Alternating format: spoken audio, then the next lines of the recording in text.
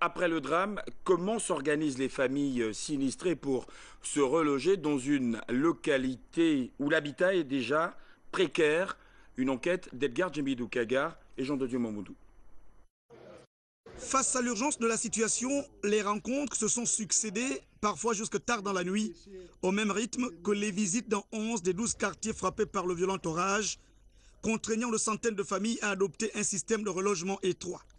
C'est grâce aux frères cohabitants qui nous ont trouvé au moins une chambre à loger avec la famille. J'ai reçu 9 personnes, dont ma belle-mère, mon rival et ses enfants et les enfants de ma belle-mère. L'orage qui n'a pas fait de victimes, mais plus de 150 maisons détruites, y compris la paroisse Immaculée et la maternité de l'hôpital, a déclenché dans le cadre de Ndéndé Solidarité cette opération de prise en charge des personnes malades à partir de 2 lits médicalisés et qui traitent notamment du rhumatisme, de l'hypertension ou encore du diabète.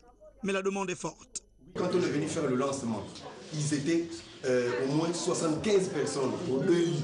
Si on fait 40 minutes, 75 personnes, on va jusqu'à 24 heures. Cet effort de solidarité était inimaginable.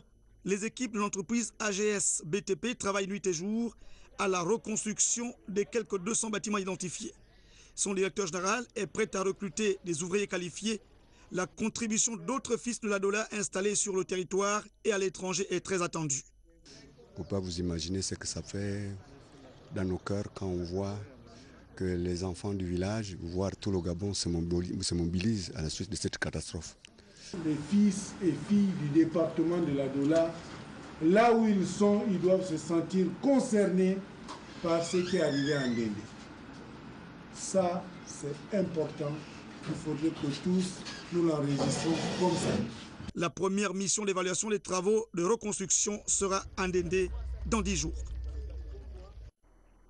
Un invité avant la fin de cette édition d'information, le directeur marketing de la FINAM, la financière africaine de micro-projets, Jean-François Essembessam. Bonsoir. Bonsoir. Alors la FINAM organise ce jeudi 14 mars à la Chambre de commerce de Libreville un forum à l'intention des responsables des PME et PMI. De quoi s'agit-il exactement? Bien, c'est dans le cadre de son programme d'appui au développement des PME et PMI.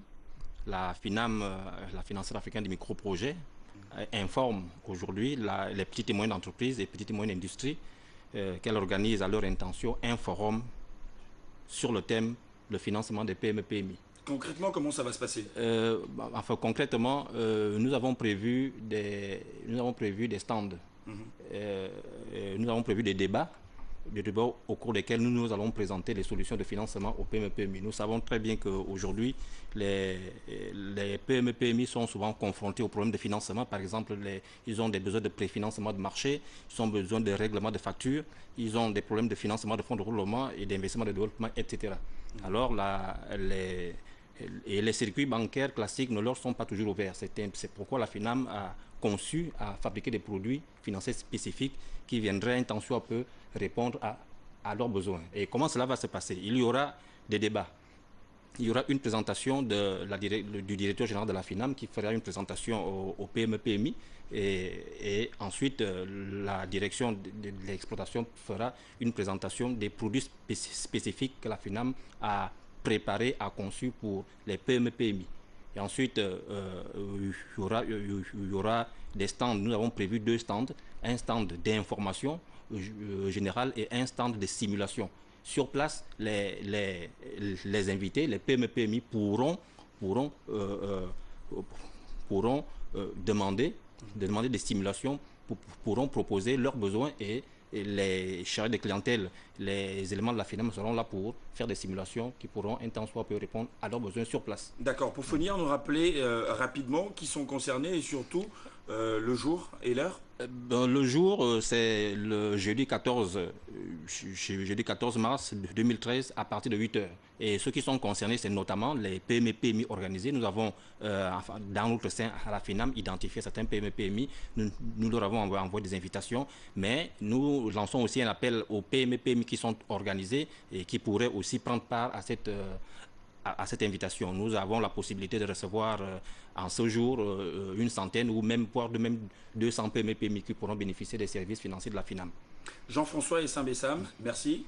Merci, c'est moi qui vous remercie. Le directeur marketing de la FINAM. Et pour la boucle de cette édition d'information, le directeur général des infrastructures de transport dans la province de Logoué-Lolo. Il a visité les chantiers confiés à l'entreprise Sino Hydro, notamment à Lastourville, dans le département de Mulundu. Un reportage de Joyce Lorna Awangi et Amélie Nougou.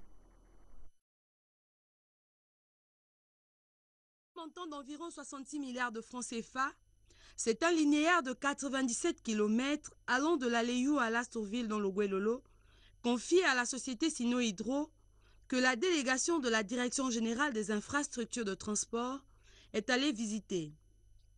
Assistée par le cabinet Study International, cette mission technique constate que ce sont près de 96% du projet qui ont déjà été effectués avec pour grande réalisation.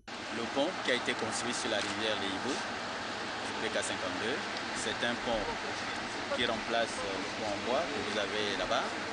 Et c'est un pont à poutres indépendantes préfabriquées qui a été posé sur des fondations superficielles. Et c'est un pont à 2 traves.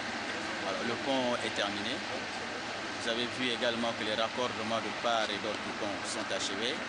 Il reste à réaliser les épreuves de chargement du pont, c'est-à-dire les tests pour s'assurer de la solidité de ce pont. Et ces tests ne doivent intervenir que 90 jours après la date du dernier coulage du tapis. Et ces 90 jours arrivent à échéance le 15 mars. Donc à partir du 15 mars, nous pourrons réaliser ces épreuves de chargement. Et s'ils sont satisfaisants, nous allons donc libérer la circulation sur ce pont. Ici, la délégation s'accordant avec l'entreprise adjudicataire se dit confiante quant au respect des délais de livraison. Vous avez vu qu'il y a quelques petits travaux de finition, essentiellement sur le volet assainissement. Je peux annoncer que les travaux sont avancés à près de 96% et nous maintenons la date du 30 avril pour la livraison du chantier, c'est-à-dire la réception provisoire du projet du chantier, et en ce moment-là, les populations pourront circuler librement sur la totalité de l'itinéraire. Ce projet démarré en 2009 vise à désenclaver les zones rurales de l'intérieur du pays. L'axe Léou-Lastourville est le dernier né du programme routier 1 financé par la Banque africaine de développement. Point final à cette édition d'information. Merci à vous de l'avoir suivi. Merci à vous également de rester fidèle à Gabon Télévision. Prochain regard de l'actualité, 23 h. Je vous retrouve demain lorsqu'il sera 20 h à Libreville. Bonsoir.